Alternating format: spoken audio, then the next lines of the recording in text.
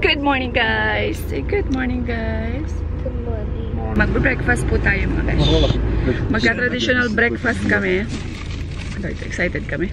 Tagal din kami nakapag-breakfast ng traditional ba. Antok pa si Arya kasi ano pa lang, alas 8 pa lang guys. Wanna do it all with you by my side. If you're in, meet me here tonight. Be brave and come along. I'll be alright. Promise we don't need no brake lights. Yay! Mga inday, mga dodo. Ganito guys, dito yung ano nila guys, yung breakfast na traditional nila. Sa ganitong mga place. Ano guys?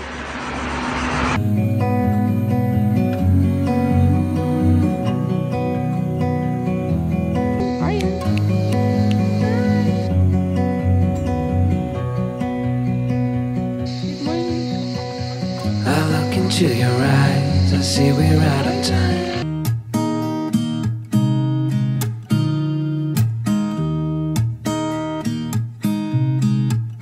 There's a new day that will come again tomorrow to wash away the pain.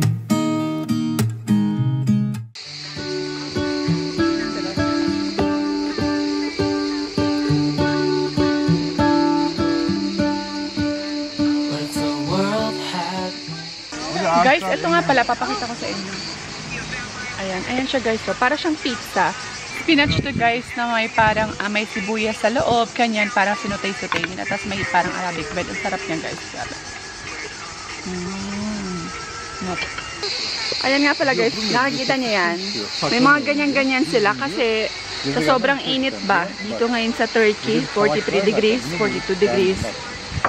Kada summer, ginagawa nila yan. Para siyang sparkling water guys na pang pa-fresh ba ng feeling, ganyan kasi sobrang init. Fresh na fresh. Nabusog kami, ang sarap ng food nila dito sa ano, sa Khoi. Khoi tawag nila sa province. Aryan! Aryan! Jagi.